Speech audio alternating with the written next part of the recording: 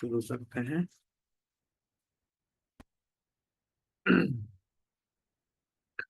हरी हरी विफले जन्म गवाइनु। हरी हरी विफले जन्म गवाइनु। मनुष्य जन्म पाया राधा कृष्ण ना भजिया। मनुष्य जन्म पाया कृष्ण ना भजिया। जानिया सुनिया विष खाइनो। जानती हो गुरांग को? यस। जानिया चलो दोनों साइकिल चला लो, ठीक है। सुनिया विष खाइनो। जानिया सुनिया विष खाइनो। जानिया सुनिया विष खाइनो। गोलोकेर प्रेम धन हरि नाम संकीर्तन।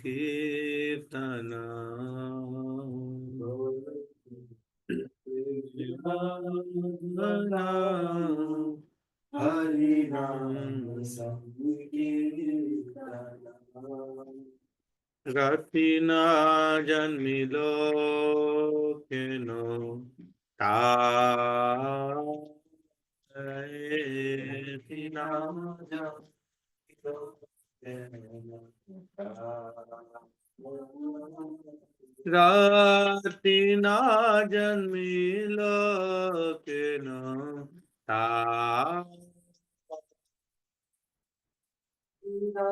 जन्मिलो केनो संसार विषयानले दिवानिशिया ज्वले।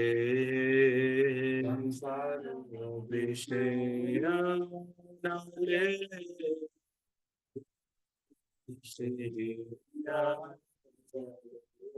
जुराते ना कोई नू पा।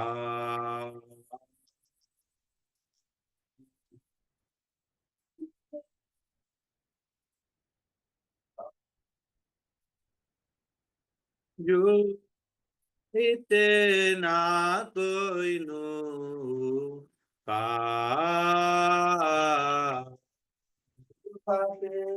ना कोई नू पा। गजेंद्र नंदना जे सची सुता होइलो से। गजेंद्र नंदना जे सची सुता होइलो से। कल राम होइलो निता।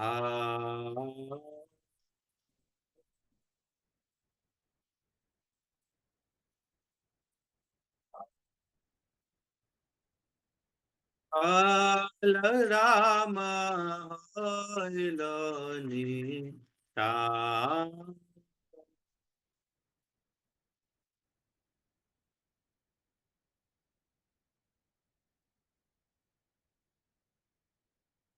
বিনাহীন যাতা ছিল হরি নাম উদ্ধারিল।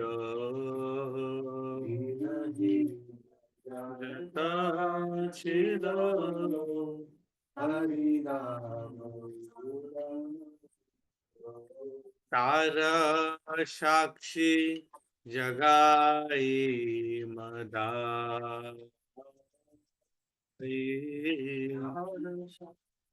जगाई।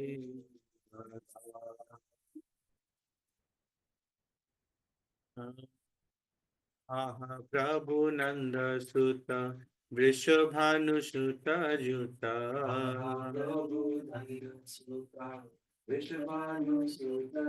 करुणा करो এইবার।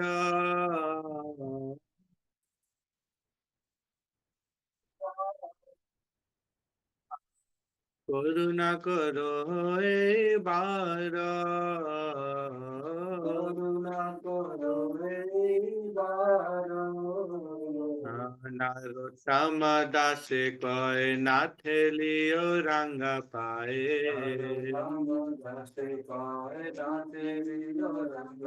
তোমা বিনা কে আছে আমার। বিনা কে আছে আমার। তোমা বিনা কে আছে আমার। তোমা বিনা কে আছে আমার। জয় গৌরানিতায় জয় গৌরানিতায়। গৌরানিতায় জয় গৌরানিতায়।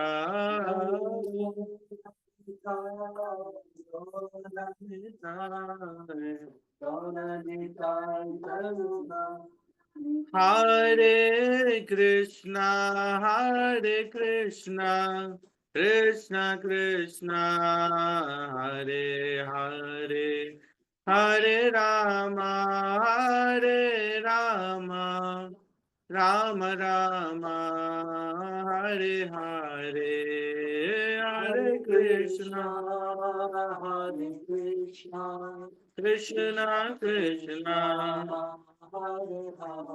Hare Rama, Hare Rama, Rama Rama, Hare Hare. Jai Jai Prabhupada, Prabhupada, Prabhupada, Jai Prabhupada, Prabhupada, Prabhupada, Prabhupada, Jai Prabhupada।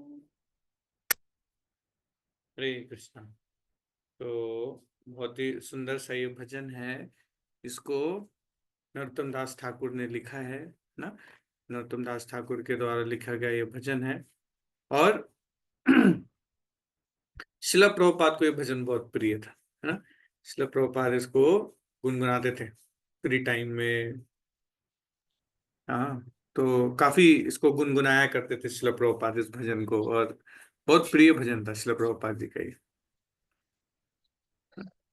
आप लोगों ने पहले सुना है? आप लोग सुन सकते हो इसको ना, यूट्यूब पे इन सब पे आप सुन सकते हो। मेरे को तो उतना अच्छा नहीं आता गाना, बट आप लोग सुनो ये भजन को, आपको बहुत अच्छा लगेगा। हाँ, और बहुत सुंदर इसका अर्थ भी है। क्या हरि हरि विफले जन्म गुमाइनु। भगवान से प्रार्थना कर रहे हैं ना, प्रार्थना नामक पुस्तक है, उसी को लिख रहे हैं। और क्या बोल रहे हैं कि हे हरि, मैंने विफल में ही अपना जीवन गंवा दिया। मनुष्य जन्म पाया, राधा कृष्ण नाम भजिया। मनुष्य जीवन मेरे को मिला, मेरे को मनुष्य जीवन प्राप्त हुआ, लेकिन मैंने राधा कृष्ण का भजन नहीं किया, है ना। भजन में कमी रह गया मेरा। और क्या हो गया? जानिया सुनिया विष खाई हूं, और जानबूझ करके मैंने विष खाया, है ना। जो व्यक्ति भगवान का भजन नहीं कर रहा है वो फिर क्या कर रहा है? विष खा रहा है, संसार का विष, है ना। विष खाने से क्या होता है? व्यक्ति का लाइफ खत्म, शॉर्ट, है ना। तो थोड़ा थोड़ा विष खाते रहेंगे तो क्या होगा? धीरे धीरे शॉर्ट होता रहेगा और खत्म, है ना। विषय रूपी विष को खाता रहा। गोलोकेरा प्रेम धन हरि नाम संकीर्तन। हाँ, और क्या प्रकट हुआ है? ये जो हरि नाम है, ये कौन सा धन है? गोलोक का प्रेम धन है ना। डॉलर से भी महंगा है। संसार में जीवात्मा जो है भौतिक संसार में धन के पीछे भागता रहता है ना। इंडिया वाला पसंद नहीं आता है तो यूएस वाला डॉलर चाहिए, ये चाहिए, वो चाहिए, है ना। लेकिन सबसे महंगा धन क्या है? ये हरिनाम संकीर्तन रूपी धन है ना? लेकिन बोल रहे हैं क्या? रति ना जनिलो तेनु केनो ताए, हे प्रभु, लेकिन मेरा इस नाम के प्रति अभी तक रुचि मेरा उत्पन्न नहीं हो पाया, मेरा कोई रति नहीं है। संसारा विषया नले दिवा निशि हिया ज्वले, जुड़ाए तेना कोई नो उपाय। संसार रूपी विषया नल, यह क्या हो रहा है? इस संसार में अग्नि जल रहा है, अग्नि प्रज्वलित है। देखो पूरा संसार जल रहा है। आपको देखना है तो थोड़ा न्यूज चैनल खोल लो, 5 मिनट में 100 खबरें, 10 मिनट में 100 खबरें, और 100 खबरों में कहीं बम फूटा, कहीं ये हुआ, कहीं वो हुआ, कुछ ना कुछ। अच्छा न्यूज सुनने को नहीं मिलेगा आपको। क्यों? संसार में आग लगा हुआ है, दावानल, है ना। और जुड़ाए थे ना कोई नो उपाय, और इसका कोई उपाय भी नहीं समझ में आ रहा है, कोई उपाय नहीं है। और क्या बता रहे हैं? ब्रजेंद्र नंदन जयी सची सुता होइलो से। जो ब्रजेंद्र नंदन कृष्ण है, वो इस कलयुग में प्रकट हुए सची सुता बन करके, है ना, चैतन्य महाप्रभु के रूप में प्रकट हो गए। आप लोग ने दर्शन किए चैतन्य महाप्रभु के? चैतन्य महाप्रभु के रूप में प्रकट हो गए। और बलराम होइलो निताय, बलराम क्या बन करके आ गए? निताय, बोलिए निताय, निताय के रूप में आ गए, है ना। दीना हीना जत शिलो हरि नाम उद्धारिलो। जितने भी दीनहीन लोग हैं उनका हरि नाम ने क्या कर दिया? उद्धार कर दिया। हरि नाम लेते ही सारे दीनहीन लोगों का उद्धार हो गया। अब कैसे पता चलेगा उद्धार हुआ? What is the proof? बाप रे कितना भारी बैग है। ठीक है ठीक है ठीक है ठीक है। जगाई मथाई का उद्धार के। इसका उद्धार हो गया। प्रूफ क्या है? जगाई मथाई का तार हुआ। साक्षी जगाई मदाई, जगाई मथाई का। जगाई मदाई, है ना। What is the proof? तो जगाई मदाई का उद्धार हो गया। आप बोले प्रभु जगाई मदाई कौन है? तो फिर उस बारे में अब बात अभी नहीं करेंगे, है ना। ये सारे आतंकवादी उसके सामने फेल हैं। तो तार साक्षी जगाई मदाई, हा हा प्रभु नंद सुता वृषभानु सुता जुता, करुणा करो ये बार। तो फिर क्या बोल रहे हैं क्या? कि हे नंद सुत कृष्ण और वृषभानु, वृषभानु की जो है बेटी, कौन है? राधा रानी, श्रीमती राधा रानी और कृष्ण, आप लोग क्या कीजिए? मेरे पे दया कीजिए, करुणा करो ये बार, इस बार मेरे पे दया कर दीजिए। नरोत्तम दास को है ना थैली हो रांगा पाए। हे नरोत्तम दास को प्रार्थना कर रहे हैं कि हे प्रभु, आप अपने चरण कमलों से मेरे को दूर मत कीजिए, तुम बिना के अच्छे हमारा, है ना। असहाय भाव में प्रार्थना कर रहे हैं कि हे प्रभु, आपके बिना मेरा और कोई इस संसार में नहीं है। लगता है कि सब अपने हैं, लेकिन है नहीं कोई। जब हवा हवाई बातें हैं है ना। भौतिक संसार का जो लोग है वो क्या है? वो सब हवा हवाई है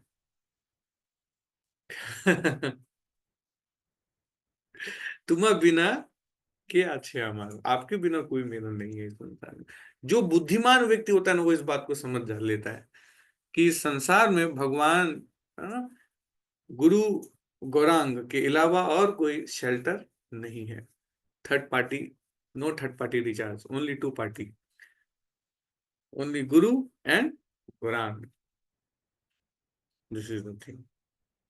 तो इस मनुष्य जीवन का सही यूटिलाइजेशन करना बहुत जरूरी है। तो आप लोग जो है सही यूटिलाइजेशन कर रहे हैं संडे का, मनुष्य जीवन का, क्या भागवत श्रवण करने आए हैं, है ना। और मेरे को भी फोर्स कर रहे हैं कि भागवत पढ़ लो, नहीं तो मैं तो जाके सो जाता, लेकिन इतने सारे भक्त लोग देख रहे हैं तो पढ़ना पड़ेगा भागवत।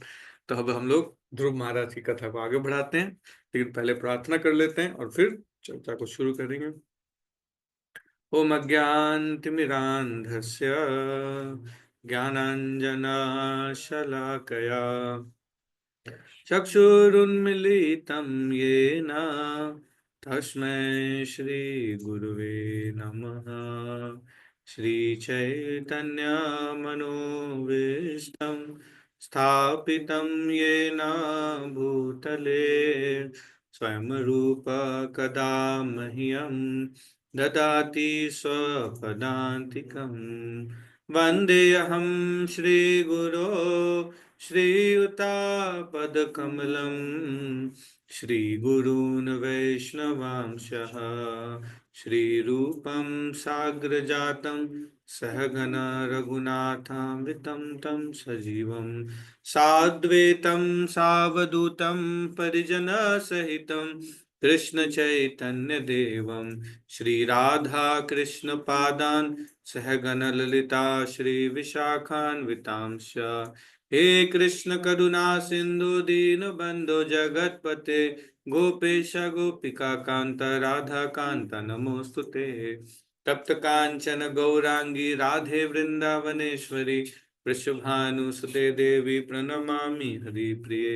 वाञ्छाकल्पतरुभ्यश्च कृपा सिन्धुभ्यैव च पतितानां पावनेभ्यो वैष्णवेभ्यो नमो नमः। जय श्री कृष्ण चैतन्य प्रभु नित्यानंद श्री अद्वैत गदाधर शिवासादि गौर भक्त वृंद। हरे कृष्ण कृष्ण कृष्ण हरे हरे हरे राम राम राम हरे हरे। नमो विष्णुपादाय कृष्णपृष्ठाय भूतले श्रीमते भक्तिवेदांत स्वामिनिति नामिने। नमस्ते सरस्वते देवे गौरवाणी प्रचारिणे निर्विशेष शून्यवादी पाश्चात्य देश तारिणे। तो श्रीमद् भागवतम में ये थर्ड कैंटो चल रहा है ना, थर्ड कैंटो का 8 नंबर चैप्टर हम लोग चर्चा कर रहे हैं, जिसमें चर्चा क्या हो रहा है, कितना 8वां ही है ना या 9वां? 8 नंबर है ना। ध्रुव महाराज का गृह त्याग, कैसे ध्रुव महाराज जो है ना गृह का त्याग करने वाले हैं। तो अगर हम इसका थोड़ा सा बैकग्राउंड एक बार, क्योंकि काफी टाइम हो गया है इस चर्चा को, तो दोबारा से एक बार हल्का सा बैकग्राउंड चर्चा कर लेते हैं कि स्वयंभू मनु थे, है ना। तो स्वयंभू मनु की 3 पुत्री थी। तो पहले अभी हमने तीनों पुत्रियों के वंशावली का वर्णन देखा है, आकुति, प्रस्तुति एंड देहुति, 3 पुत्री थी। तो ये वर्णन अब हो चुका है। अगला जो वर्णन अभी चल रहा है, 2 पुत्रों का वर्णन आना है, उत्तानपाद और राजा प्रियव्रत का वर्णन चलने वाला है। तो उत्तानपाद और प्रियव्रत, प्रियव्रत जो है वो बड़े भाई हैं और उत्तानपाद छोटे भाई हैं। तो प्रियव्रत जो रहते हैं, प्रियव्रत जो है वो गृहस्थ जीवन में उतना इंटरेस्टेड नहीं रहते हैं और वो पहाड़ों पे चले जाते हैं तपस्या करने के लिए और भगवान की भक्ति में वो अपने आप को ज्यादा लगाते हैं। और उत्तानपाद जो है एक बहुत ही रिस्पॉन्सिबल अच्छे राजा के रूप में शासन कर रहे होते हैं, है ना। तो तो अभी जो पहले यहाँ पे वर्णन आ रहा है वो किनके बारे में आ रहा है, उत्तानपाद और उनके फैमिली ट्रेडिशन के बारे में वर्णन हो रहा है। तो उत्तानपाद की 2 पत्नियां थी। कौन कौन याद है आप लोग को नेम?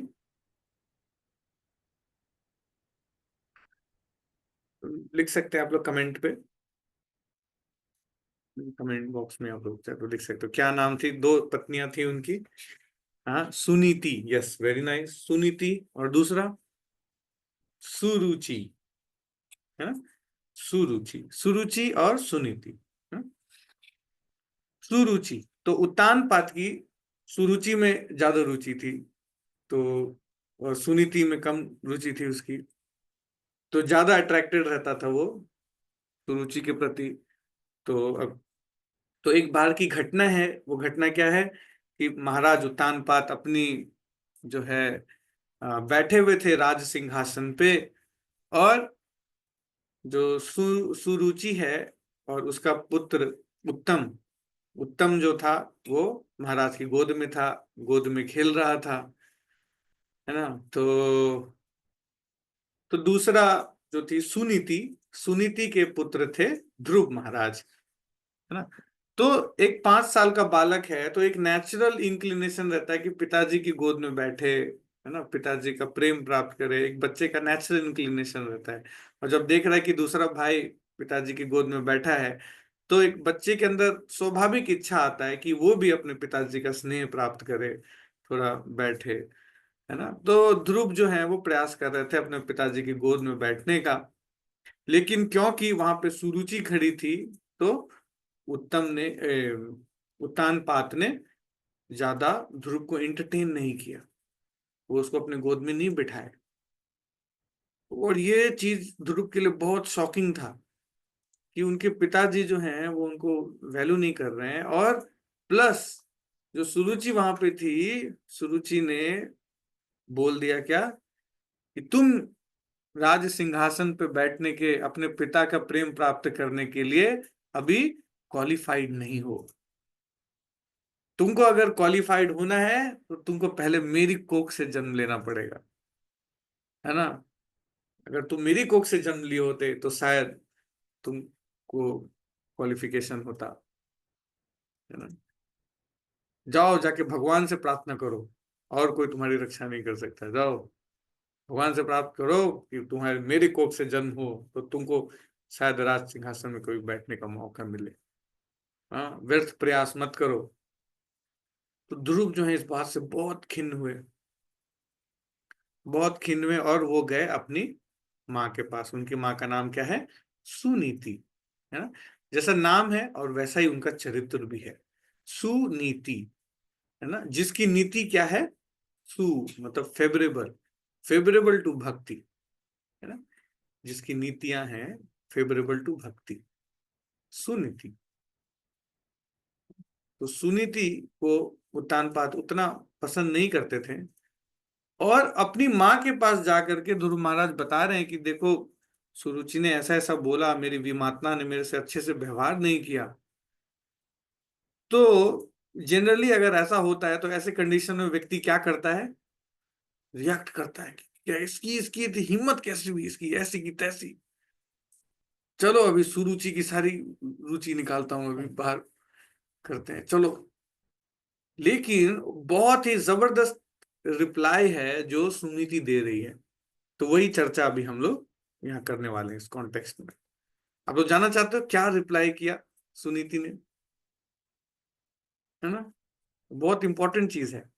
तो ये भागवत का जो प्रसंग है ये हमको कई सारी चीजें जो है यहाँ पे सिखाने वाला है ना। श्रीमद् भागवतम को बताया जाता है कि ये श्रीमद् भागवतम जो है ये एक औषधि के समान है ना। औषधि है, भव औषधि, इस संसार के रोगों का औषधि है ना? इस संसार में कई प्रकार के रोग हैं जिससे व्यक्ति पीड़ित है।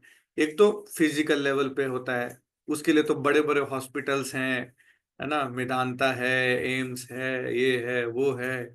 लेकिन जो सटल लेवल पे बीमारियां हैं उसके लिए कौन सा हॉस्पिटल है? उसका कोई हॉस्पिटल नहीं है।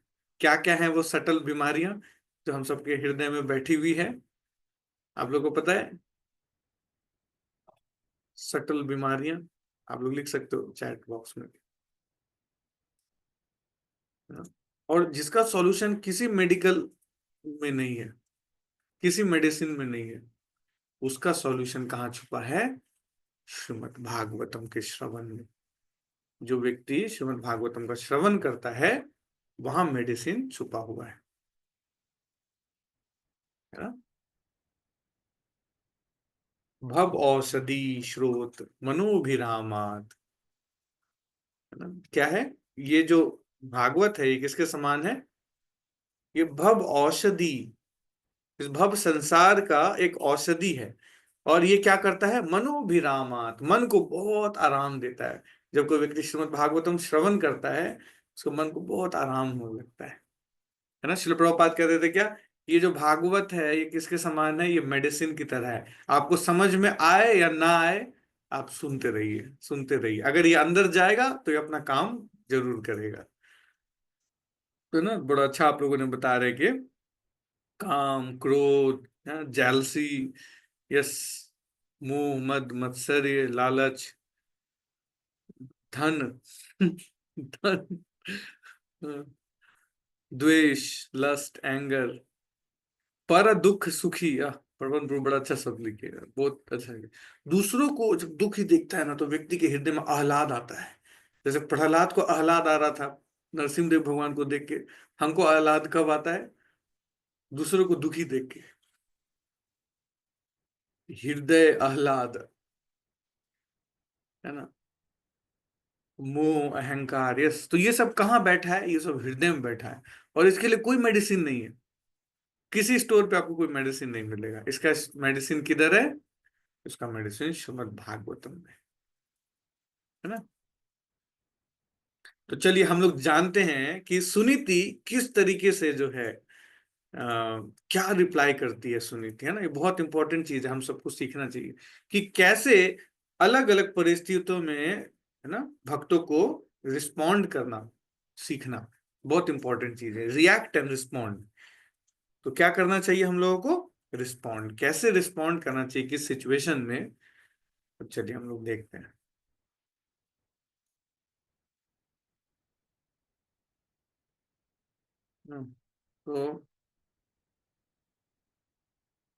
तो यहाँ पे हम लोग देख सकते हैं क्या कि कैसे, देखो सुनीति जो है बात कर रही है ना, हम लोग देखेंगे।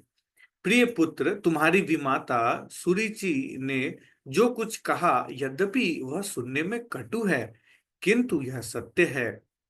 अतः यदि तुम उसी अम, सिंहासन पे बैठना चाहते हो जिसमें तुम्हारा सौतेला भाई उत्तम बैठेगा, तो तुम अपनी ईर्ष्या भावना त्याग कर तुरंत अपनी विमाता के आदेश का पालन करो। तुम्हें बिना किसी विलंब के पुरुषोत्तम भगवान के चरण कमलों की पूजा में लग जानी चाहिए। देखो क्या क्या बोल रही है। ये नहीं बोल रही कि है वो तो ऐसी ही है सुरुचि, वो तो ऐसी बोलती है, तुम चिंता मत करो, मैं तुमको दिलाऊंगी साम्राज्य। वो क्या बोल रही है? द्वेषपूर्ण बात नहीं कर रही है सुनीति, है ना।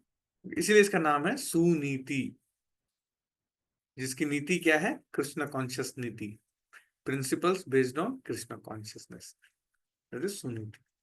बोले तुम्हारी भी माता बिल्कुल सही कह रही है, तुमको क्या करना चाहिए वो कह रही है ना कि तुमको भगवान की भक्ति में लग जाना चाहिए। तो तुम अविलंब, बिना किसी देरी किए तुम भगवान की भक्ति में लग जाओ, that is the point.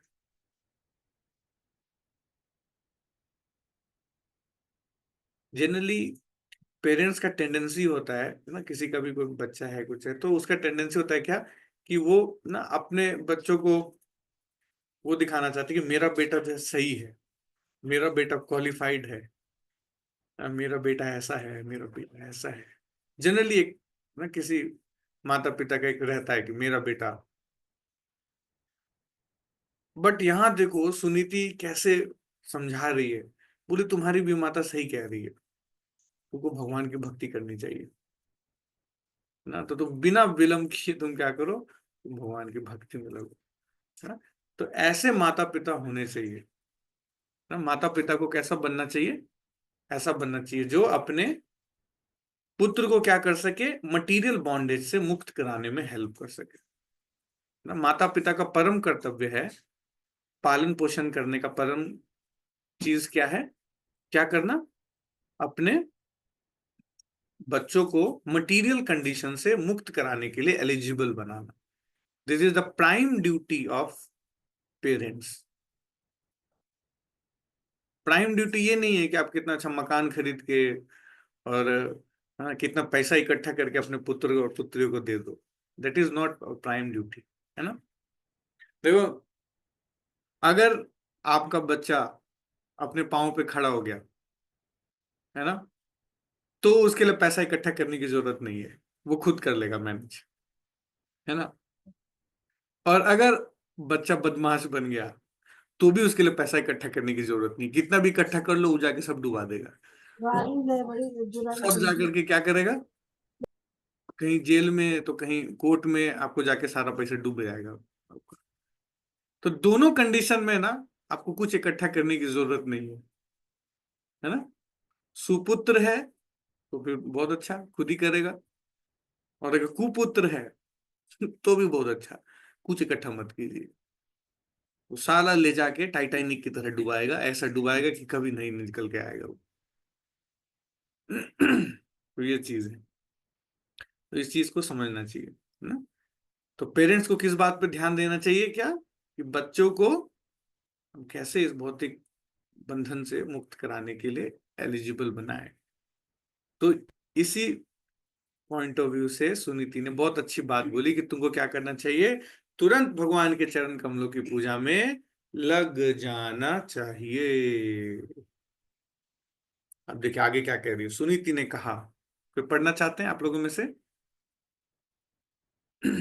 Suniti क्या कह रही है? चलिए, उर्मिल माता हमेशा ओपन करती है ओपनिंग। चलिए चालू कर दीजिए। हरे कृष्णा प्रभु जी। हरे कृष्ण। सुनीति ने कहा, पूर्ण पुरुषोत्तम भगवान इतने महान हैं कि तुम्हारे परदादा ब्रह्मा ने मात्र उनके चरण कमलों की पूजा द्वारा इस ब्रह्मांड का सृजन करने की आवश्यक योग्यता अर्जित की। यद्यपि वे अजन्मा हैं, सब जीव आत्माओं में प्रधान है, किंतु वे इस उच्च पद पर पूर्ण पुरुषोत्तम भगवान की ही कृपा से आसीन है, जिनकी आराधना बड़े बड़े योगी तक अपने मन तथा प्राण वायु को रोककर करते हैं। तो क्या तात्पर्य पढ़ना। क्या कर रही है? देखो, भगवान के चरण कमलों का गुणगान कर रही है सुनीति ना। ये बहुत इंपॉर्टेंट टीचिंग है यहाँ पे। अभी हम लोग तात्पर्य में जाने वाले हैं, बट इसको समझिए, है ना। व्यक्ति के जीवन में जितना प्रॉब्लमेटिक सिचुएशन हो, जितना करवाहट हो, उस व्यक्ति को उतना ज्यादा भगवान का गुणगान करना चाहिए, है ना। जितना प्रॉब्लम उतना ज्यादा भगवान का गुणगान, है ना। प्रॉब्लम क्या होता है ना, कि जब प्रॉब्लम आता है लाइफ में, तो व्यक्ति सबसे पहला काम छोड़ देता है क्या? भगवान का गुणगान करना बंद कर देता है। लेकिन सॉल्यूशन तो वही है। दवाई क्या है? दवाई तो यही है, ग्लोरिफिकेशन ऑफ लॉर्ड। लेकिन सबसे पहला चीज जो व्यक्ति छोड़ देता है ना, वो क्या होता है? Glorification of Lord. यही समस्या हो जाता है। उसका बोलता है भगवान तो सुनते ही नहीं है, भगवान केवल मेरी ही परीक्षा लेते हैं। मतलब तुम बहुत स्पेशल हो, वीआईपी, तुम्हारी परीक्षा लेते हो, और कोई काम धंधा नहीं है भगवान को। अनंत कोटि प्लैनेट है, उसमें से एक तुमको ढूंढ के निकाले परीक्षा लेने के लिए। भगवान को टाइम ही नहीं है परीक्षा लेने का। भगवान छोड़ लेते, माया देवी लेती है। भगवान तो बेचारे बहुत सरल हैं। भगवान तुरंत एक्सेप्ट, जहां माला उठाता है ना, भगवान बोलते हैं देव कितना सिंसियर है, इसको बुलाओ मेरे पास। माया देवी बोलते रुकिए रुकिए, आपको बहुत सिंसियर लग रहा है ये, अभी देखिए मैं बताता हूँ कितना सिंसियर है ये। हाँ, थोड़ा इसका प्रमोशन कराओ भाई। तुरंत माला छोड़ दिया, हाँ प्रमोशन हो गया, और क्या माला ताला करना हो गया भैया, चलो भाई काम हो गया अपना, निकल गया काम। बोले देखिए देखो सिंसेरिटी, अरे तो बदमाश था ये। हाँ, भगवान बहुत सरल है। भगवान तो बेचारे क्या है, दो लड्डू खिलाती है गोपी, लोग नाचने लग जाते हैं। भगवान बहुत सरल है, भगवान टेंशन नहीं देते हैं। जैसे कोई माला उठाया, तुरंत बोलते कि चल इसको बुलाओ मेरे पास, कितना अच्छा भक्त है। फिर माया देवी टेस्ट लेती है ना। माया देवी की दो शक्तियां हैं जो टेस्ट लेती है। कौन कौन सी शक्ति है पता है आप लोगों को?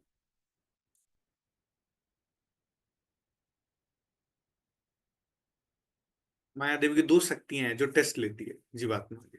हाँ, अजमुख प्रभु बताएंगे। बताइए अजमुख प्रभु, कौन कौन सी शक्तियां लेती है?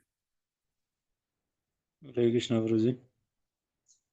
माया देवी तो एक तो भौतिक होगी, और एक वो क्या नाम प्रभु जी अपने, दूसरी होगी आध्यात्मिक। दो दो के हाँ अंडर वो में तो, रहती। हाँ वो तो भगवान की दो शक्तियां हैं, सही बोल रहे हैं आप। तो उसमें से भी जो माया देवी जो है, माया देवी की दो शक्तियां हैं। माया देवी की दो शक्ति क्या क्या है? आवरणात्मिका शक्ति, आवरण करने की शक्ति। आवरण मतलब क्या करती है माया देवी? ज्ञान ढक देती है, ज्ञान को ढक देती है। और दूसरी शक्ति है माया देवी की क्या? परीक्षात्मिका शक्ति। वो क्या करती है? वो फिर पेन देती है, त्रिताप। पहले ज्ञान ढकती है, उसके बाद पिटाई करती है। जैसे हम लोग कॉलेज में करते थे क्या, उसको कहते थे कंबल कुटाई। पहले कंबल डाल दो और फिर पीट दो, और पीट के भाग जाओ। वो ढूंढता रहता है कौन पीटा। माया देवी भी यही करती है। क्या करती है? पहले ज्ञान ढक देती है, सही गलत उसको पता ही नहीं चलता है ना। कई बार लोग कहते हैं प्रभु जी मेरे को पता ही नहीं चल रहा है कि क्या सच है क्या झूठ है, कौन अच्छा है कौन बुरा है। तो माया माया देवी क्या करती है ऐसे? माया देवी ना ऐसे टेस्ट लेती है व्यक्ति का। लेकिन कितना भी बुरा सिचुएशन हो ना, देखिए हम लोग को यहाँ सुनीति से सीखना चाहिए क्या, कितने भी बुरे सिचुएशन, जितना व्यक्ति के जीवन में प्रॉब्लम है उतना ज्यादा उसको भगवान का गुणगान करना चाहिए। Is equally proportional, problem is equally proportional to गुणगान। जितना प्रॉब्लम बढ़ता जाएगा उतना गुणगान बढ़ता जाना चाहिए। लेकिन इसका ये मतलब नहीं कि प्रॉब्लम घट गया तो गुणगान भी बंद कर दें। गुणगान कॉन्स्टेंटली व्यक्ति को करते रहना चाहिए भगवान। चलिए तात्पर्य देखते हैं, वो सुंदर तात्पर्य प्रभुपाद जी लिखे, पढ़िए माता जी, गोविंद माता जी, पढ़े माता जी, पढ़े। सॉरी। हम्म। सुनीति ने ब्रह्मा का उदाहरण रखा जो ध्रुव महाराज के परदादा थे। यद्यपि ब्रह्मा भी जीवात्मा है, किंतु अपनी तपस्या तथा आत्म संयम के बल पर उन्होंने परमेश्वर की कृपा से इस ब्रह्मांड के शिष्टा का उच्च पद प्राप्त किया। किसी भी प्रयास में सफल होने हेतु न केवल कठिन तपस्या करने की आवश्यकता होती है, वरन पूर्ण पुरुषोत्तम भगवान की कृपा पर भी आश्रित रहना पड़ता है। देखिए सफलता के लिए क्या चाहिए, दो चीज होना चाहिए। क्या क्या होना चाहिए प्रभुपाद जी बता रहे हैं। पहला चीज क्या, व्यक्ति को कठिन तपस्या करनी चाहिए, और दूसरा चीज क्या है, भगवान की कृपा पे आश्रित रहना चाहिए, है ना। तपस्या करके हम अटैच नहीं हो सकते तपस्या से कि हम तपस्या किए तो फल क्यों नहीं मिल रहा है, नहीं, उसको क्या करना चाहिए, भगवान की कृपा पे आश्रित रहना चाहिए कि उनकी इच्छा होगी तो देंगे सक्सेस। प्रभुपाद जी बता रहे हैं, है ना? प्रयास और कृपा, आकाश को लिखे, बहुत अच्छा। देखिए आगे पढ़िए माता जी। इसका संकेत ध्रुव महाराज को उनकी विमाता ने दिया था और अब उसकी पुष्टि उनकी अपनी माता सुनीति द्वारा की जा रही थी। हरे कृष्ण। हरे कृष्ण, है ना। तो इन दो चीजों पे हम लोगों को तपस्या, आध्यात्मिक जीवन में प्रगति करने के लिए बहुत इंपॉर्टेंट चीज है तपस्या, है ना। और हम लोग के लिए सबसे बड़ा तपस्या क्या है जीवात्मा के लिए, सुबह उठना। सुबह उठ के बेचारा माला कर ले, यही जीवात्मा कलयुग का उसका सबसे बड़ा तपस्या है। इतना ही कर ले तो फिर बहुत है ना। प्रभुपाद जी लिखते हैं नेक्टर ऑफ इंस्ट्रक्शन में कई बार, ऑस्टेरिटीज क्या है, wake up early in morning, chant your नाउन properly, follow four regulatory principle, यही तपस्या है। इतना कर ले तो तपस्या है। देखो माला करना तपस्या नहीं है, लेकिन हम कंडीशन सोल है ना, तो कंडीशन सोल के लिए तपस्या है ना।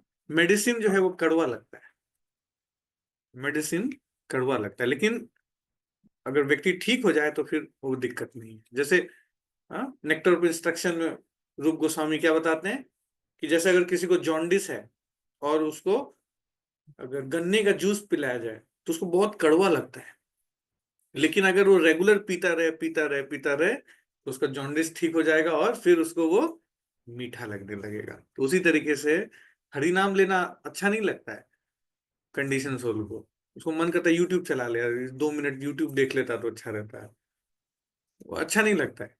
लेकिन अगर वो कॉन्स्टेंटली लेता रहे, ध्यान पूर्वक जप करता रहे, ध्यान पूर्वक जप करता रहे, तो फिर क्या होगा, धीरे धीरे जो हमारे अंदर का विकार है ना वो सब खत्म हो जाएगा। This is the point. चलिए हम लोग अब आगे चलते हैं। देखिए आगे और सुनीति कुछ कह रही है, और कोई पढ़ना चाहेंगे? हाँ, अजमो प्रभु, पढ़िए अजमो प्रभु। हरे कृष्ण प्रभु। हम्म। सुनीति ने अपने पुत्र को बताया, तुम्हारे बाबा स्वयंभू ने दान दक्षिणा के साथ बड़े बड़े यज्ञ संपन्न किए और एकनिष्ठ श्रद्धा तथा भक्ति से उन्होंने पूजा द्वारा भगवान को प्रसन्न किया। इस प्रकार उन्होंने भौतिक सुख तथा बाद में मुक्ति प्राप्त करने में महान सफलता पाई, जिसे देवताओं को पूजकर प्राप्त कर पाना असंभव है। तात्पर्य तात्पर्य श्रील प्रभुपाद की जय। जीवन की सफलता का मापन इस जन्म में भौतिक सुख तथा अगले जन्म में मोक्ष प्राप्ति के द्वारा की जाती है। ऐसी सफलता भगवान की कृपा से ही संभव है। यहाँ पर प्रयुक्त एकात्मक शब्द का अर्थ है अविचलित भाव से भगवान में मन केंद्रित करना और भगवान की ऐसी अविचलित पूजा भगवत गीता में अनन्य भाव के रूप में अभिव्यक्त हुई है, जो किसी अन्य स्रोत से अपर्याय है। यह भी कहा गया है यहाँ पर अन्य स्रोत अन्यतः का आशय देवताओं की पूजा है। यहाँ पर एक भी विशेष उल्लेख है कि मनु का वैभव भगवान की दिव्य सेवा में उसकी अविचलित श्रद्धा के कारण था, जो भौतिक सुख की प्राप्ति के लिए अन्य देवताओं की पूजा में अपने मन को इधर उधर ले जाता है, वह बुद्धि विहीन समझा जाता है। यदि किसी को भौतिक सुख ही चाहिए तो भी वह अविचलित भाव से परमेश्वर की पूजा कर सकता है, और जो मुक्ति कामी है वह भी उसकी पूजा करके अपना जीवन लक्ष्य प्राप्त कर सकता है। हरे कृष्ण जी। है ना? तो प्रभुपाद बहुत अच्छी चीज इसमें बता रहे हैं, क्या जीवन की सफलता का मापन इस जन्म में भौतिक सुख और अगले जन्म में मोक्ष प्राप्त के द्वारा किया जाता है। जीवन का सफलता सक्सेस क्या है कि व्यक्ति को थोड़ा भौतिक सुख मिल जाए, सुख भी मिले, और दूसरा क्या सोचता है कि अगले जन्म में मोक्ष भी मिल जाए, निवृत्ति भी हो, मैं पिटाई उटाई ना हो भाई अगले जन्म में। तो ये भी सोचता है, दोनों चीज चाहिए उसको, है ना, थोड़ा राम भी चाहिए, थोड़ा माया भी चाहिए, तो उसको तो व्यक्ति सफलता मानता है इस संसार में, है ना? बोले कि लेकिन भगवान से अगर कोई व्यक्ति सफलता की कामना करता है तो उसको कैसे करना चाहिए? यहाँ पर एकात्म भाव से, यानी अविचलित भाव से भगवान पे मन को केंद्रित करना, अविचलित होकर के, है ना। जो व्यक्ति अविचलित रोके ना अनन्य भाग से भक्ति करता है ना, भजते माम अनन्य भाग साधु रेवा है मंतव्य, तो ऐसा व्यक्ति क्या है तो महान साधु कहलाता है। अनन्य भाव से व्यक्ति भक्ति करे, ऐसा भक्त बनना बहुत इंपॉर्टेंट है ना। जनक महाराज का उदाहरण आता है क्या कि चर्चा हो रहा था तो व्यासदेव ने पूछा क्या कि एक महाभागवत के बारे में बताइए। तो नारद मुनि ने बोला कि महाभागवत तो जनक महाराज है। बोला अरे एक राजा कैसे महाभागवत हो सकता है, कोई ऋषि मुनि होना चाहिए महाभागवत। बोला ना ना, जनक महाराज बहुत बड़े महाभागवत है। बोला ना, पॉसिबल नहीं है, वो तो राजा है, वो तो पैसा धन इन सब में लगा रहता है, वो कैसे महाभागवत हो सकता है।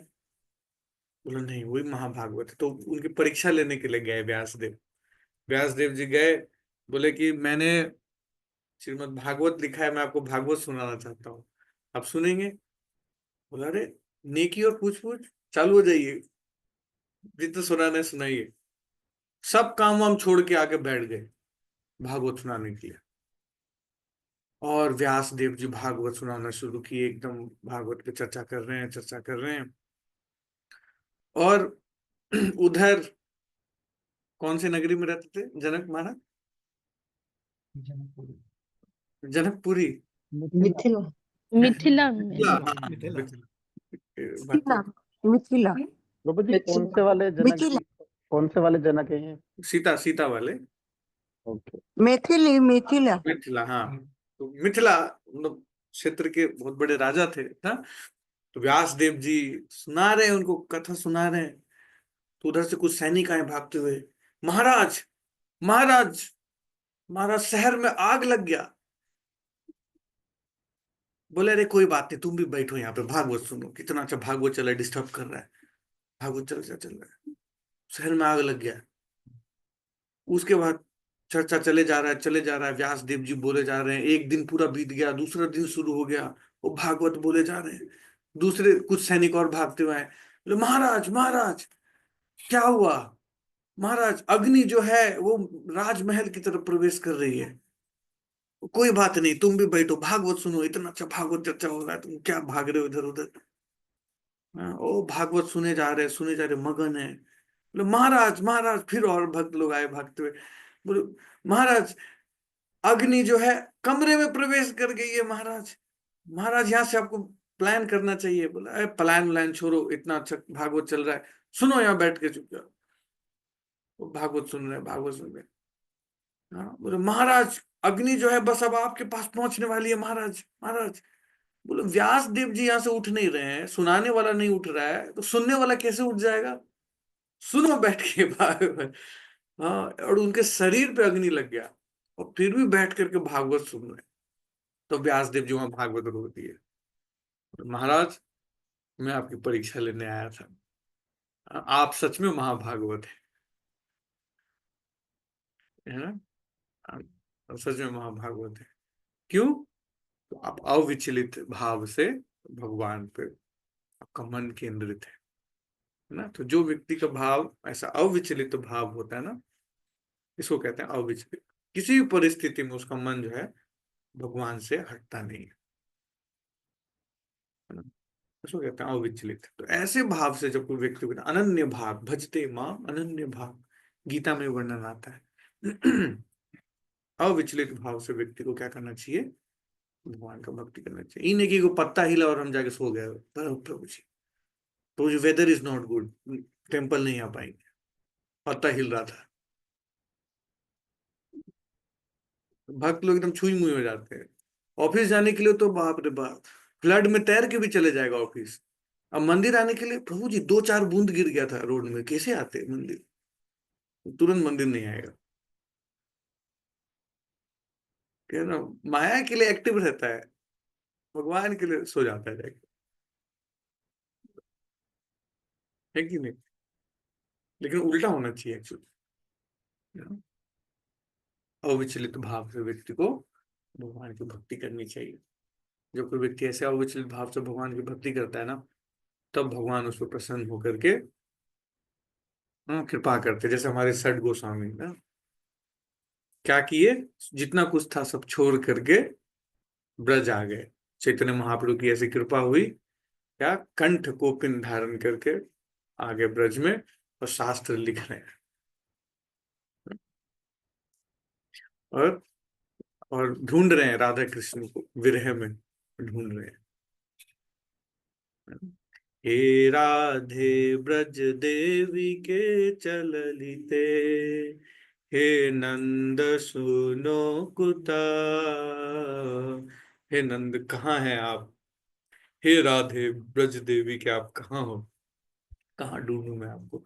अविचलित भाव से ढूंढ रहे हैं। एक बार शिल प्रभुपाद जी मद्रास में थे, तो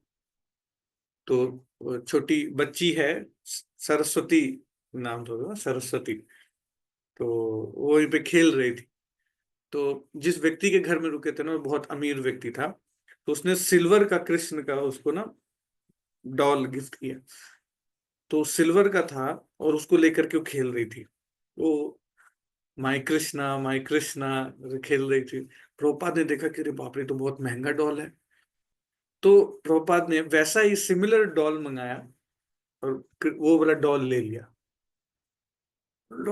तो एकदम सरस्वती जो थी ना, एकदम where is my Krishna, where is my Krishna. Prabhupada बोलते हैं check check check check your bed, there Krishna.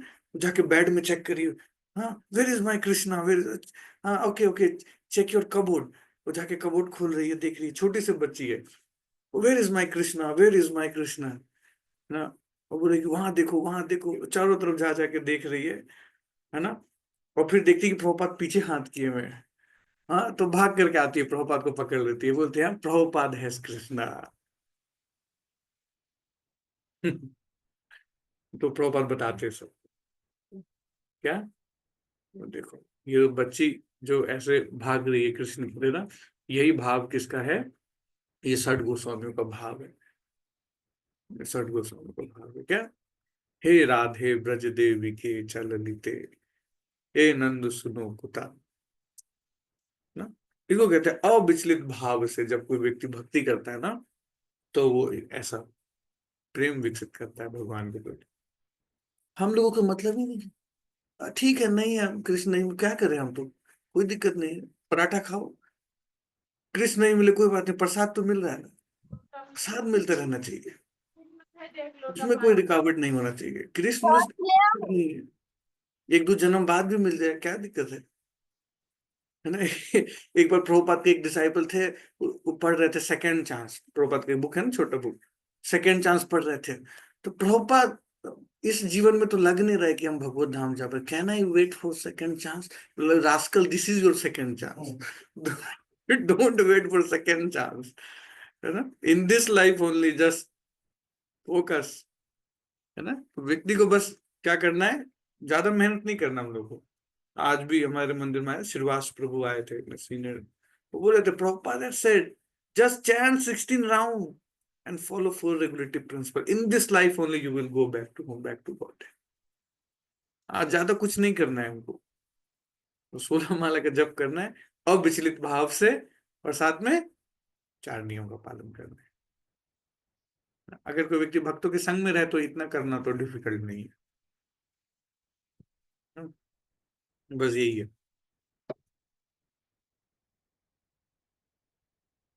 तो आगे चले हम लोग। सुनीति देखिए कितना अच्छा अच्छा नीति बता रही है ध्रुव महाराज को भक्ति में प्रगति करने के लिए। तो अगला देखते हम लोग 22 नंबर, उर्वशी माता जी पढ़िए।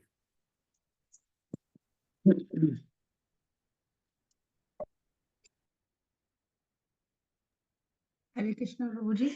हाँ माता। मेरे पुत्र, तुम्हें भी भगवान की शरण ग्रहण करनी चाहिए, क्योंकि वे अपने भक्तों पर अत्यंत दयालु हैं। जन्म मरण के चक्र से मुक्ति चाहने वाले व्यक्ति सदैव भक्ति सहित भगवान के चरण कमलों की शरण में जाते हैं।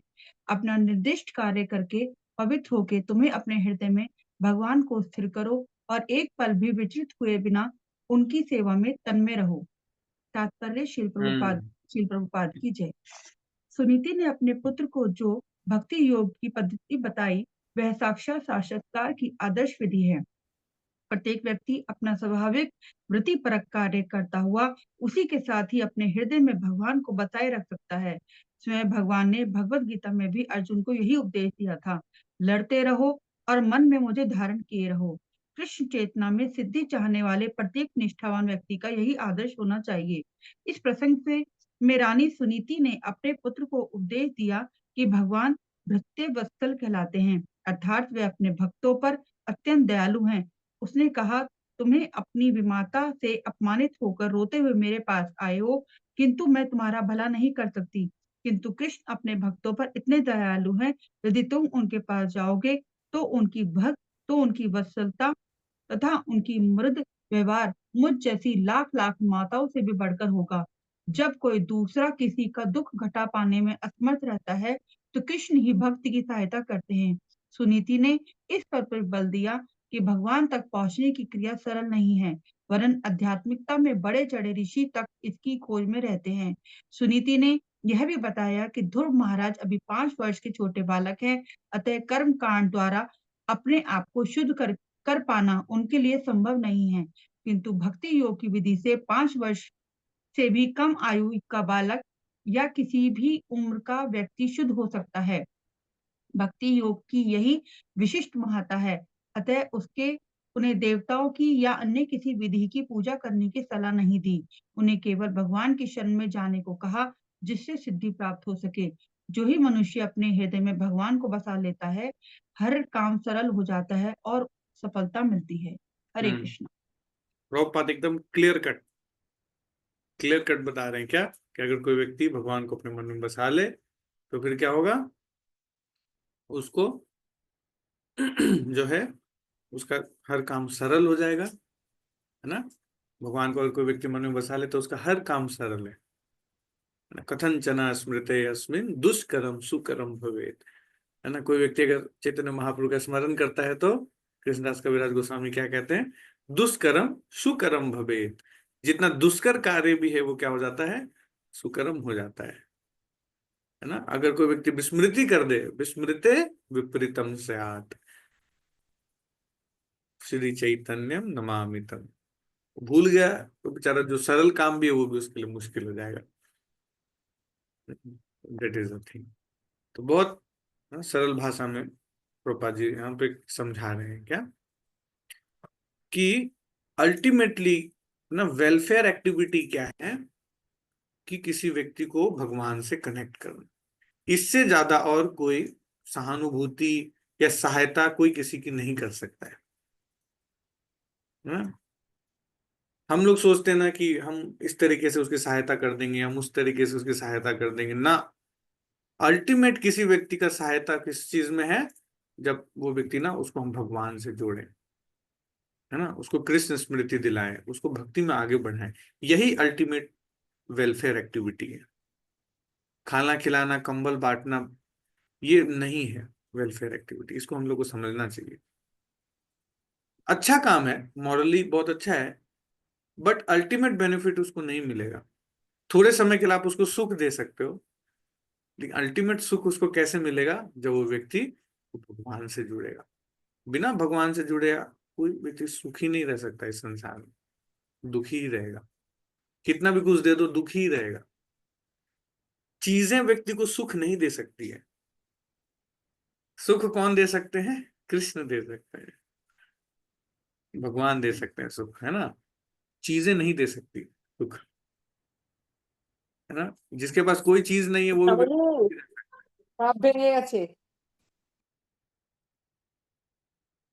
जिसके पास कोई सामान नहीं है ना, वो भी व्यक्ति सुखी रह सकता है ना। जैसे कोला बेचे श्रीधर, कुछ नहीं था पास में, लेकिन बहुत सुखी थे, है ना।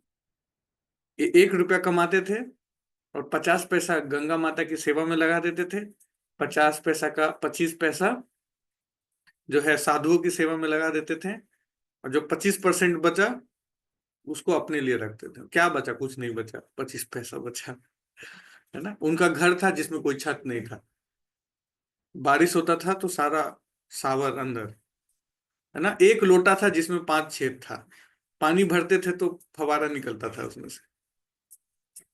एक दिन बैठे हुए थे घर में, चैतन्य महाप्रभु रेस में एकदम संकीर्तन करते हुए जा रहे थे।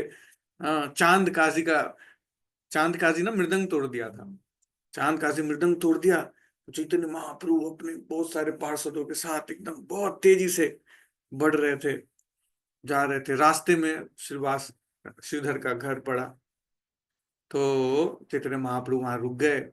उसके घर में एक लोटा था जिसमें 5 छेद था, उसको उठाया और उसमें से पानी पी लिया। बोले, श्रीधर ने हाथ पकड़ लिया, महाप्रभु ये क्या कर रहे हैं आप?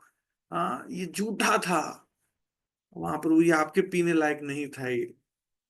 महाप्रभु कहते क्या, इससे मीठा पानी मैंने आज तक नहीं पिया श्रीधर, इससे जो मीठा पानी आज तक मैंने ग्रहण नहीं किया, है ना। तो भगवान को क्या चाहिए? यही भगवान धन।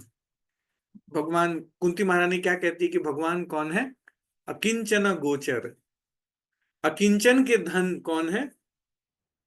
भगवान है ना। जो व्यक्ति अकिंचन है, अकिंचन भाव से जो व्यक्ति भक्ति करता है, भगवान उसके धन है ना। अकिंचन गोचर। तो प्रभु जी अब तो क्या करें, मेरे पास तो धन है, क्या करें, दे दे सब मंदिर में।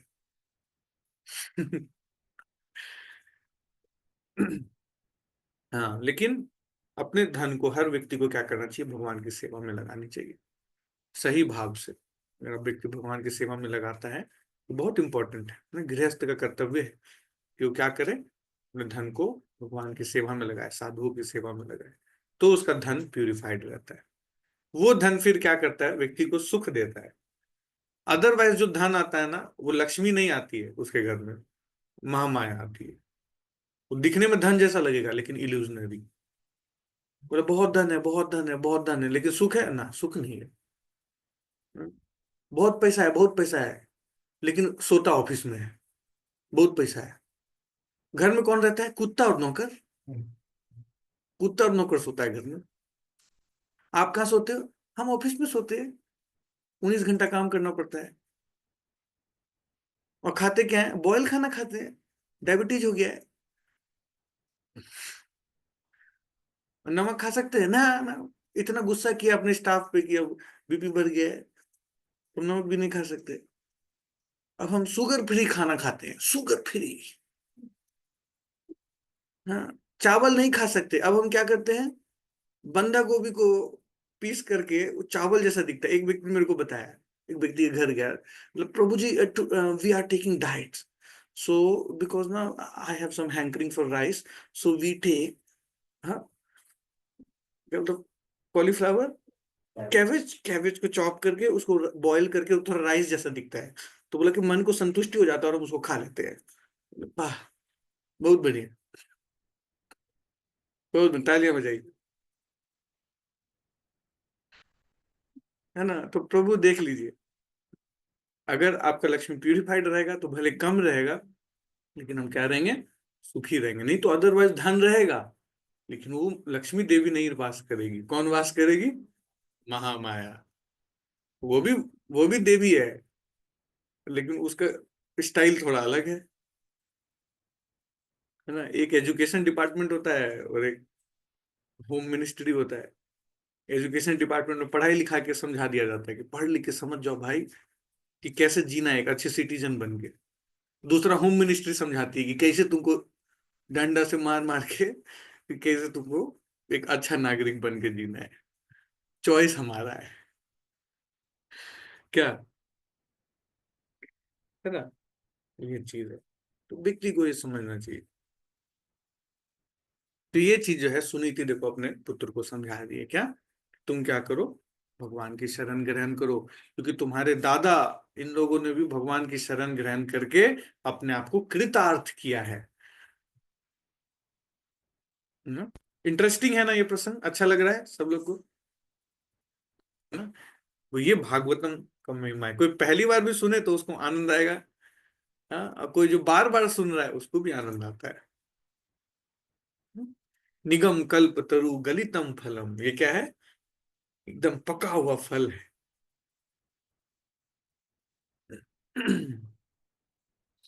आगे चलते हैं, देखिए और भी कुछ कह रही है, इसको भी हम लोग पढ़ते हैं। कदम प्रिया माता जी पढ़ना चाहेंगे आप? नहीं पढ़ पाएंगे, कोई बात नहीं। अब अविनाश प्रभु आप पढ़िए। हरे कृष्ण प्रभु जी। हे प्रिय ध्रुव, पढ़िए। कमल के दलों जैसे नेत्रों वाले भगवान के अतिरिक्त मुझे कोई ऐसा नहीं है दिखता जो तुम्हारे दुखों को कम कर सके। ब्रह्मा जैसे अनेक देव देवता लक्ष्मी देवी को प्रसन्न करने के लिए लालायित रहते हैं, किंतु लक्ष्मी जी स्वयं अपने हाथ में कमल पुष्प लेकर परमेश्वर की सेवा करने के लिए सदैव तत्पर रहती है। ब्रह्मा जी भी क्या करते हैं? लक्ष्मी देवी को प्रसन्न करने लगे रहते हैं। सुख संपत्ति घर आवे, कष्ट मिटे तन का। लेकिन लक्ष्मी देवी क्या बोल रही है कि हाँ भाई, प्रभु के चरण कमलों की सेवा, है ना। से पद लागिया रमा, तपस्या करीला। उसी पद को प्राप्त करने के लिए रमा ने क्या किया? तपस्या किया, बहुत तपस्या। देखिए तात्पर्य में क्या बता रहे हैं। तात्पर्य, सुनीति ने यह इंगित किया कि भगवान तथा अन्य देवताओं से प्राप्त आशीर्वाद एक समान नहीं होते। मूर्ख लोग ऐसा कहते हैं कि चाहे जिस देवता को पूजो फल समान मिलेगा, किंतु तथ्य यह नहीं है। भगवत गीता में भी कहा गया है कि देवताओं से प्राप्त वर क्षणिक होते हैं और अल्प ज्ञानियों के लिए हैं। दूसरे शब्दों में, चूंकि सारे ही देवता भौतिकता की दृष्टि में बद्ध जीव ही हैं, अतः यद्यपि ये उच्च पद पर आसीन होते हैं तो भी उनके वरदान स्थायी नहीं हो सकते। स्थायी वरदान तो आत्मिक होता है, क्योंकि आत्मा शाश्वत है। भगवत गीता में यह भी कहा गया है कि जिनकी मति मारी गई है वे ही देवताओं की पूजा करते हैं। अतः सुनीति ने अपने पुत्र से कहा कि वह देवताओं का कृपा पात्र न बनकर उन अपने कष्ट को कम करने के लिए भगवान के पास जाए। भगवान के भौतिक ऐश्वर्यों का नियंत्रण अपनी विभिन्न शक्तियों द्वारा विशेष रूप में संपत्ति की देवी द्वारा करते हैं। अतः जो ऐश्वर्य की खोज में हैं वे संपत्ति की देवी के कृपा पात्र बनना चाहते हैं। यहाँ तक कि बड़े बड़े देवता भी संपत्ति देवी की पूजा करते हैं, किंतु संपत्ति की देवी महालक्ष्मी जी स्वयं भगवान की कृपाकांक्षी हैं रहती हैं।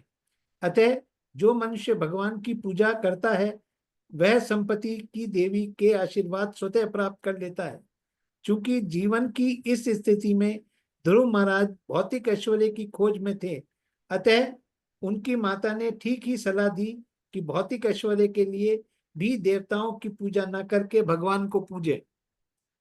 यद्यपि शुद्ध भक्त कभी भगवान से भौतिक समृद्धि का वर नहीं मांगता, किंतु भगवत गीता में कहा गया है कि शुद्ध भक्ति भौतिक वरों के लिए भी भगवान के ही पास जाते हैं। जो व्यक्ति भौतिक लाभ के लिए भगवान के पास जाता है वह क्रमशः उनकी संगति से पवित्र हो जाता है। इस प्रकार वह समस्त भौतिक आकांक्षाओं से मुक्त होकर आध्यात्मिक जीवन के स्तर को प्राप्त होता है। जब तक कोई आध्यात्मिक पद को प्राप्त नहीं हो लेता तब तक उसे उसके लिए भौतिक कल्मश को पूर्ण रूप से पार कर पाना दुस्तर है। ध्रुव की माता सुनीति दूरदर्शी थी, अतः उन्होंने अपने पुत्र को अन्य देवताओं को त्याग कर केवल श्री भगवान की पूजा करने के लिए कहा। यहाँ पर भगवान को पद्य पलाश लोचन नाथ अर्थात कमल पुष्प जैसे नेत्रों वाला कहा गया है। यदि मनुष्य थका हो और वह कमल पुष्प देख ले तो उसकी सारी थकान दूर हो जाती है। इसी प्रकार जब कोई दुखी व्यक्ति श्री भगवान के कमल मुख का दर्शन करता है तो उसका दुख कम हो जाता है। भगवान विष्णु तथा संपत्ति की देवी लक्ष्मी के हाथ में लिया गया कमल पुष्प सौभाग्य का प्रतीक है। एक ही साथ विष्णु तथा लक्ष्मी के उपासक सभी प्रकार से विशेष रूप से भौतिक जीवन में परम ऐश्वर्यशाली होते हैं। भगवान को कभी कभी शिव विरंजत नुतम कहा जाता है, जिसका अर्थ है कि श्री भगवान नारायण के चरण कमलों को ब्रह्मा तथा शिव भी नमस्कार करते हैं। हरे कृष्ण। तो इसमें क्या बताया जा रहा है कि जो भगवान के शुद्ध भक्त भी कभी भगवान से भौतिक समृद्धि का वर नहीं मांगता।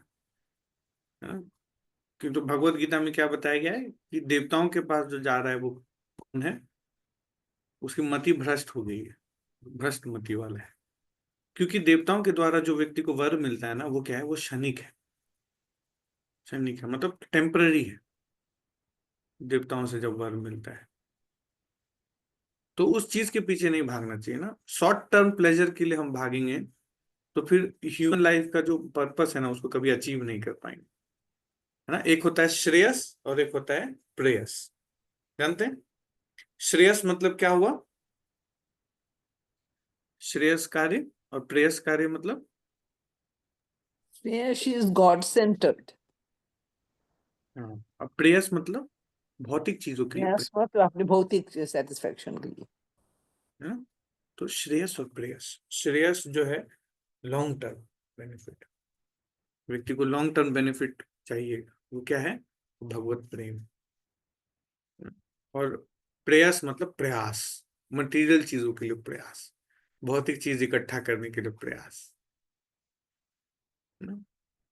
किसे रे संसारा ये छायाबाजी प्राय। कैसे संसार है, इस संसार का नेचर कैसा है, छायाबाजी। छायाबाजी यहाँ का प्राय नेचर है। छायाबाजी मतलब समझते हैं, ड्रामा, है ना। ड्रामा प्राय है इस संसार का। लाभ ना होइनो किछु घोटिलो जंजाल। दुर्लभ मानव जन्म लोभिया संसारे। कृष्ण ना भजनु दुख कोई वो कहाँ रे। किस रे संसार छायाबाजी प्राय। इहाते ममता करी वृथा जन्म जाए। ये संसार में सब छायावादी है, ड्रामा। यह तो ममता करी वृथा जन्म जाए। जो व्यक्ति संसार की चीजों के प्रति ममता करता रहता है, उसका जीवन जीवन जो है वो क्या हो जाता है, व्यर्थ चला जाता है, व्यर्थ ना। मनुष्य जीवन जो हम लोग को मिला है बहुत इंपॉर्टेंट जीवन है, इसका सदुपयोग करना बहुत जरूरी है, फैसिलिटी का, है ना। इवन देवी देवता लोग भी सोचते हैं कि काश मनुष्य शरीर मिले ताकि मैं भक्ति कर सकूं, है ना। भक्ति करने के लिए देवी देवता लोग भी ललायित रहते हैं। इंद्र इंद्र भक्ति कर सकता है, क्लब चलता रहता है, उधर पार्टी होता रहता है। और उर्वशी नाच रही, वो हरे कृष्णा कैसे करेगा, कर ही नहीं सकता वो, मुश्किल है उसके लिए। उधर फैसिलिटी बहुत है, ऑपुलेंस बहुत है, लेकिन भक्ति नहीं है। भक्ति केवल और केवल इस मनुष्य जीवन के लिए ही उपलब्ध है। और पूजा पाठ होता है, सब कुछ होता है, भगवान को बहुत मानते हैं, सब कुछ है, लेकिन वहां भक्ति नहीं है। भक्ति केवल और केवल मनुष्य जीवन के लिए है। मनुष्य जीवन दुर्लभ ही कोई है जो और भक्ति कर पाता है ना। इसलिए हम लोग को इस मनुष्य जीवन को बहुत अच्छे से यूटिलाइज करना है, अदरवाइज व्यक्ति का जीवन जो है वो व्यर्थ चला जाएगा। और सुख व्यक्ति को अल्टीमेटली कहाँ मिलता है, भगवान के दर्शन करके, है ना।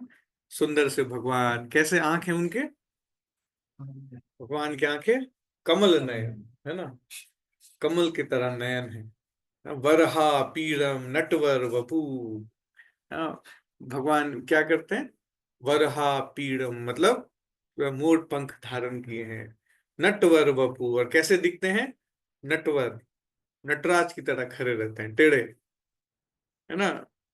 कर्णयो कर्णिकारम, और कान में क्या करते हैं, कर्णिक का फ्लावर लगाते, क्या बोलते उसको, कनेल, हाँ, कनेल, कनेल का फूल लगाते इधर कान में, देखा है आपने भगवान का, येलो कलर का फ्लावर है, लगाते हैं, है ना। कर्णयो कर्णिकारम, और बिब्रत वास कनक कपीसम, कपड़ा जो पहनते हैं वो कैसा रहता है, पीले पीले कलर का, गोल्डन। कनक कपीसम वैजंतीम चमालम, गले में क्या पहनते हैं, वैजंती की माला पहनते हैं। क्या होता है वैजंती, जानते हैं, एक रहता है ऐसा व्हाइट कलर का, वैजंतीम चमालम। हम्म। और रंधन वेणु अधर सुधाय, और हाथ में क्या रहता है, वेणु रहता है, और वेणु से सुधा डालते हैं उस वेणु में अपने मुख से। सुधा मतलब अमृत, अमृत निकलता है। रंधन वेणु अधर सुधाया अपूर्यान गोप वृंद, वृंदारण्यम स्वपद रमणीय, और क्या कर रहे हैं, ऐसे गोप वेश में भगवान वृंदावन के आरण्य, आरण्य मतलब जंगल, वृंदावन के जो वन है, स्वपद रमणीय, उस वन की सुंदरता को बढ़ा रहे हैं। अपने पांव को रख के जो छाप पड़ रहा है ना, उससे क्या हो रहा है, वनों की सुंदरता जो है वो बढ़ रही है, वो बढ़ रही है।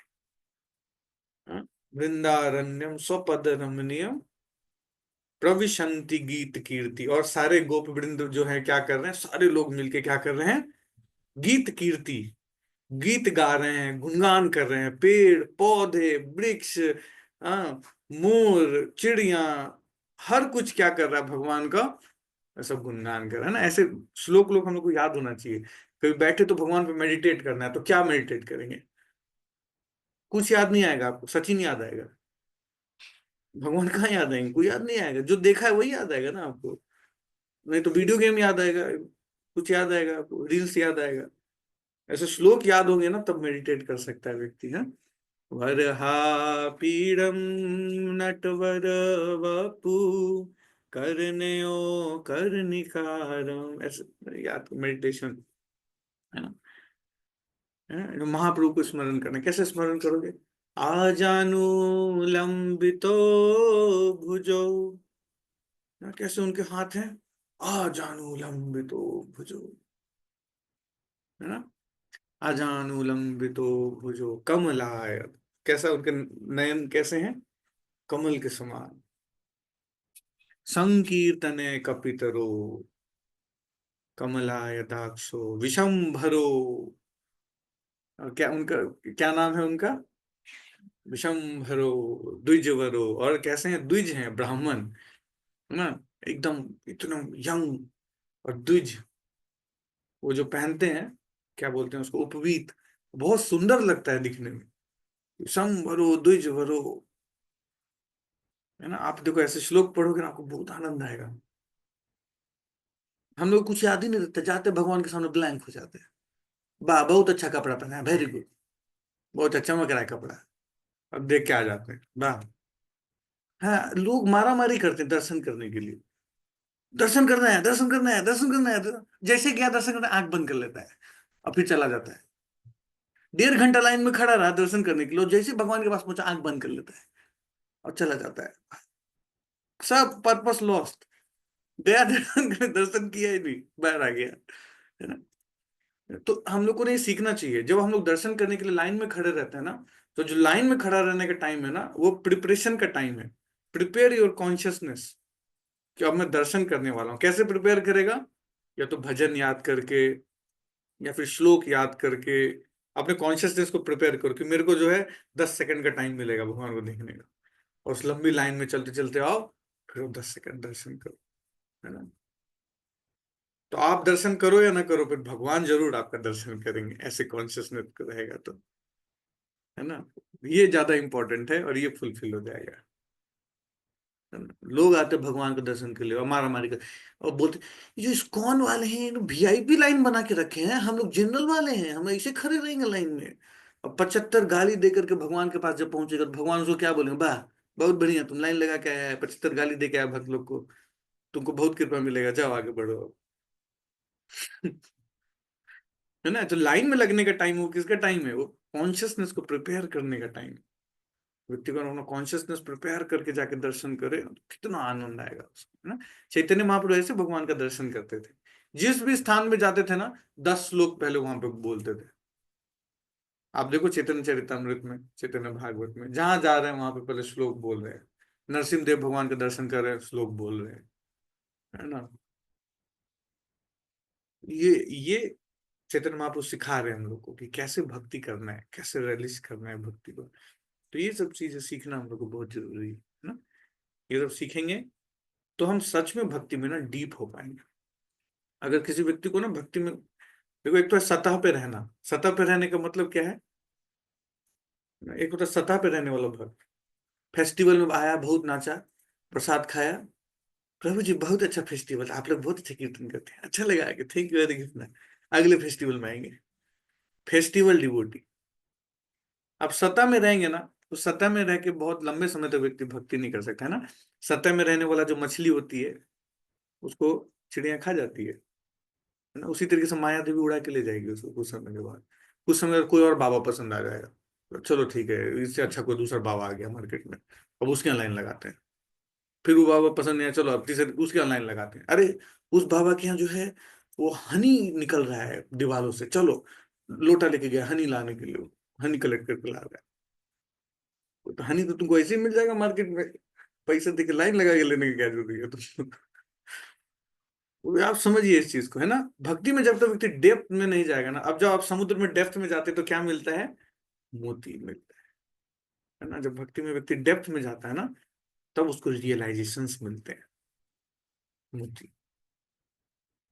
हाँ, उसके लिए थोड़ा अपने आप का ना, अपने माइंड को, अपने कॉन्शियसनेस को डिप करना पड़ता है, ऐसे भागवतम में। जब इसको डिप करेंगे अपने भागवतम में, इसको और मजाएंगे, मजेगा, तो फिर क्या होगा? रस निकलेगा, फिर आनंद रूपी रस। आनंदम बुद्धिवर्धनम प्रतिपदम पूर्णामृत आस्वादनम, है ना। तब होगा आनंद। दिस इज द थिंग, ठीक है। तो ध्रुव महाराज का जो ये पास टाइम है, इसमें हम लोग को सीखना है यही। अभी हम लोग जो है सुनीति और सुरुचि के माध्यम से हम क्या सीख रहे हैं यहाँ पे, कि परिस्थितियों को डील कैसे करना चाहिए, है ना। रिएक्ट नहीं करना चाहिए, रिस्पॉन्ड करना चाहिए। और कैसे रिस्पॉन्ड करना चाहिए? कृष्णा कॉन्शियस वे में रिस्पॉन्ड करना चाहिए सिचुएशंस में। This is a thing. किसी के लाइफ में प्रभु प्रॉब्लम्स ना आए, ऐसा हो नहीं सकता है। भागवतम इसका कुछ साक्षी है ऐसा कोई व्यक्ति नहीं है ना। देखो, स्वयं उत्तानपाद की पत्नी है। सोचो, उत्तानपाद कौन है? स्वयंभू मनु के पुत्र है। स्वयंभू मनु उत्तानपाद को राजा बना चुके हैं, मतलब वो पूरे इलाबरत वर्ष के राजा हैं।